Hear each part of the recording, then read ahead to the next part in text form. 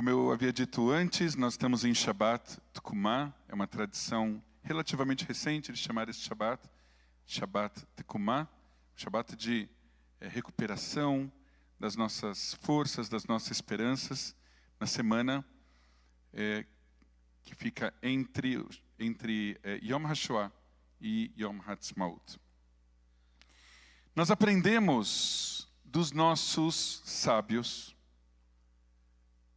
Im en kemach en Torah, ve im en Torah en kemach. Se não tem trigo, não tem Torá. Se não tem Torá, não tem trigo. O trigo representa as nossas necessidades e sustentos mais básicos. Sem isso, não temos forças para estudar Torá e para praticarmos os valores que estão na Torá.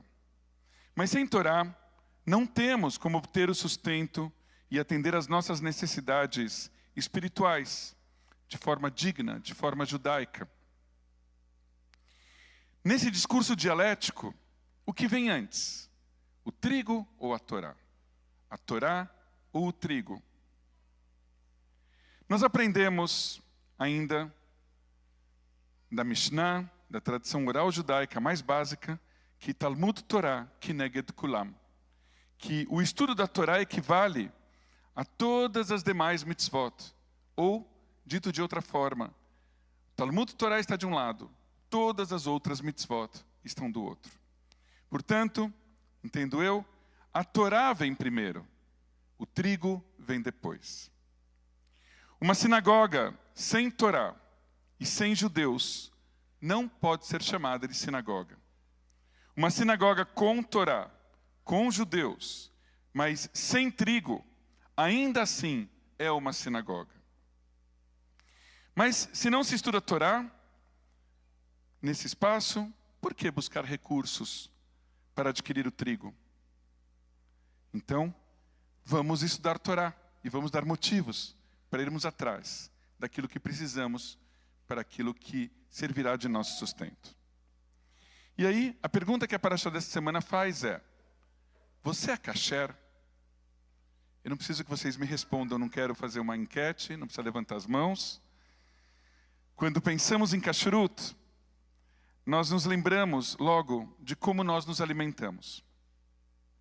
A Torá lista como permitidos, nessa semana, animais ruminantes com cascos fendidos, pássaros que não caçam outras criaturas vivas, peixes com barbatanas e com escamas. Todos estes são kasher, próprios para o consumo. E o que não é kasher? Bom, aqui eu vou por um outro lado.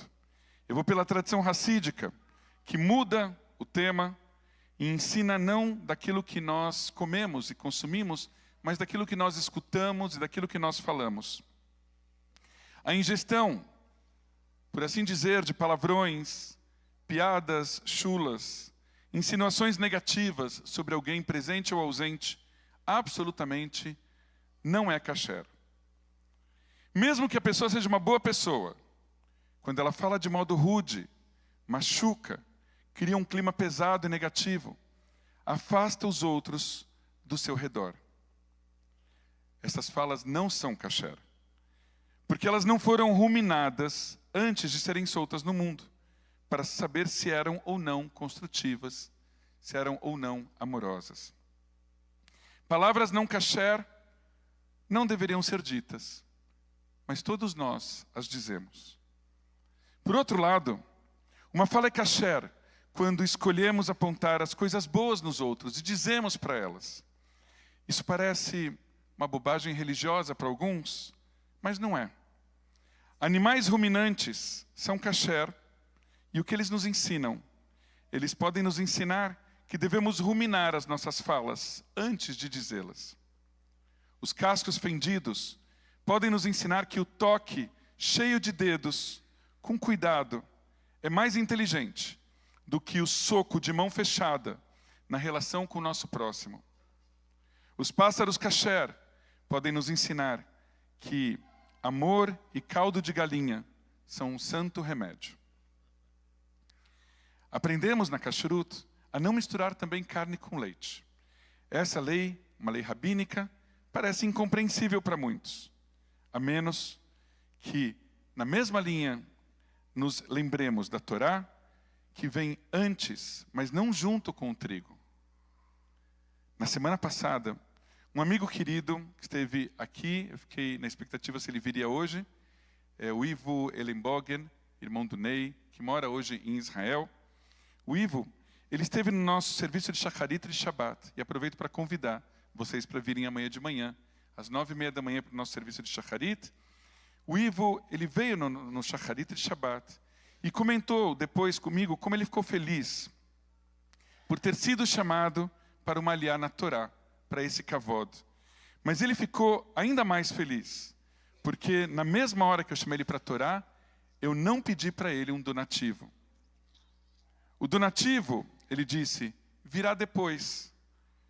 Mas ele se sentiu muito bem, porque ele percebeu que não havia uma troca de eu oferecer para ele o kavod de subir na Torá e depois pedir dinheiro para a minha comunidade. Então fica uma lição. E por isso, ele decidiu que faria uma doação. Por fim, nós estamos em Shabbat Tekumá, como eu disse para vocês, o Shabbat de reerguimento do povo judeu, entre o dia do Holocausto e o Yom Ha'atzmaut. Na próxima semana celebraremos 77 anos da independência de Israel. Comemorar Yom Ha'atzmaut, como foi em todos os anos, deve ser também esse ano.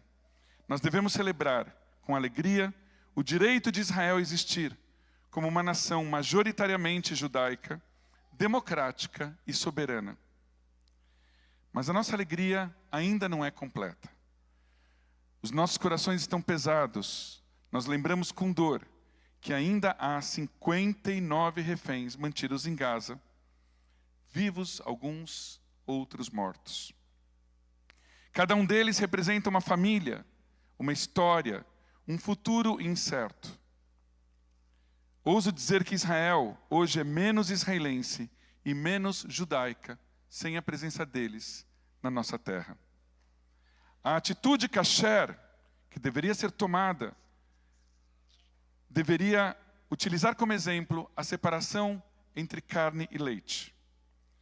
Primeiro, a carne. Primeiro, libertar os reféns. Depois, dar um tempo, digerir a situação, ver como fica, antes de decidir pelo retorno ou não à guerra. É isso o que clama 70% da sociedade israelense hoje. Não apenas ser kasher, mas ser moralmente kasher. Saber separar as coisas, saber o que vem primeiro.